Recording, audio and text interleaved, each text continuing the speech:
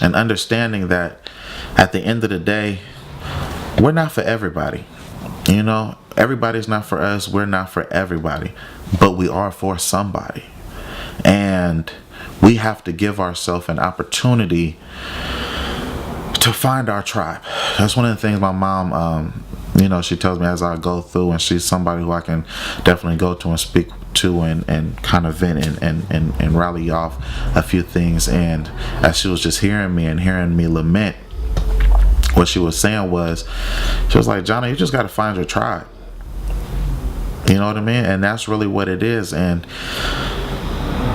like I said, with this sense of unity that everybody wants to push, we feel like we're supposed to be for everybody and everybody's supposed to be for us. But reality is,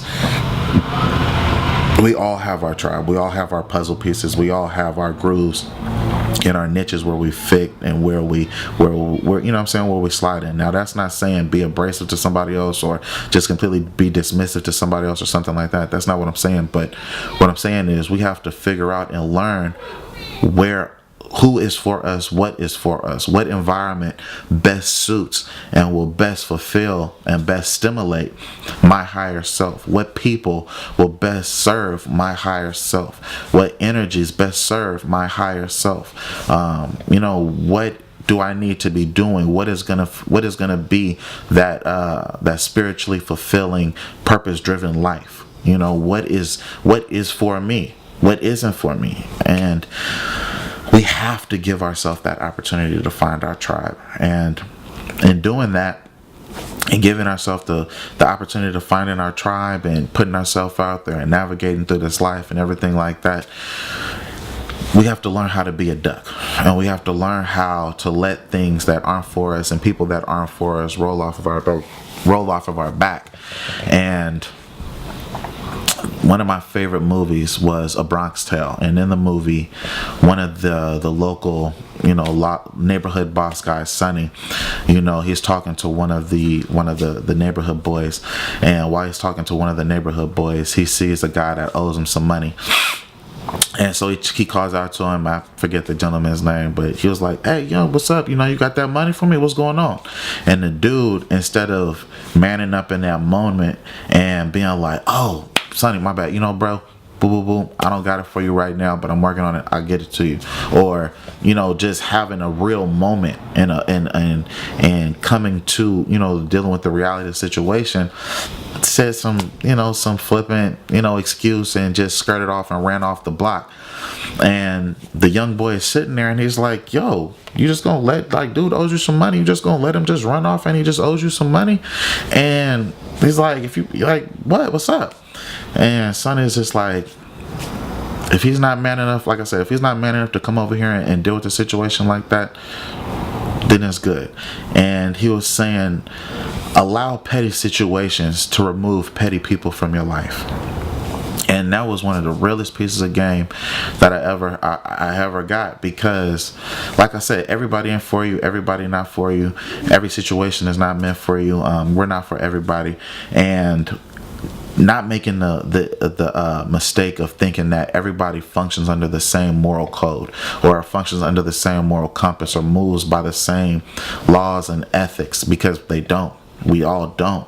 And we have to, in those moments, we have to think with our head and not our heart. We can't be caught up in the emotion of it. You have to get out your feelings, and you have to say, okay, what is this situation? Who is this person? How are they responding? How are they reacting?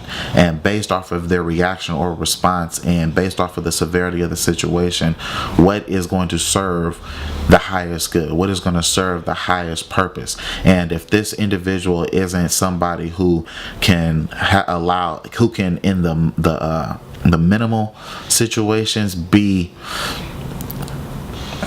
stand up, then you know what? God bless them. They not for me.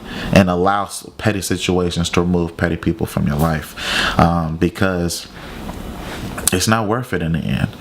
You know what I mean? It's like, am I gonna sit here and just keep going over and over dealing with this petty dude, wasting this energy when I could be channeling that into something that's more beneficial for myself, you know? So just got to do that. And then in saying that, just understanding that realities aren't always pleasant. You know, it's like we want to have this lollipop gumdrop life and, you know, sunflowers and sunshine and everything like that, but realities aren't always pleasant. But it is the reality. And we have to learn how to accept reality. And for the longest, I was, you know, this uber optimist with, you know, a hint of realism on the back end.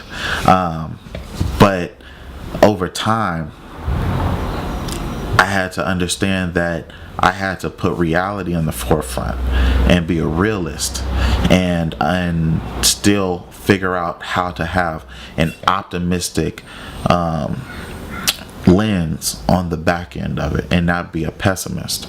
So it went from me just being, you know, nose open, you know, just la da da, and oh, you know, everything is cool, it's love, and you just getting burnt, and it's like, damn.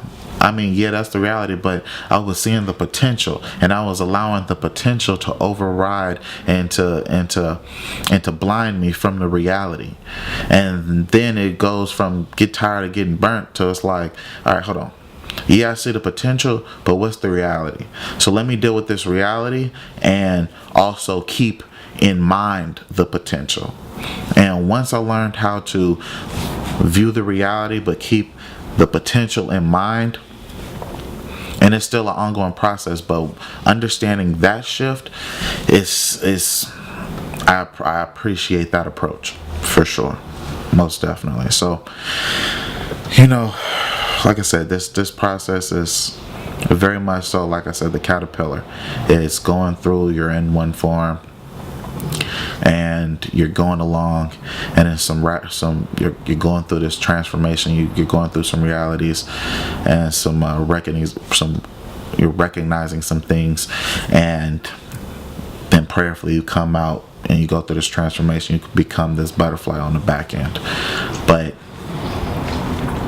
it takes going through some growing pains in order to go through this transition to become that butterfly on the back end. And like I said, some people are comfortable being on their stomach.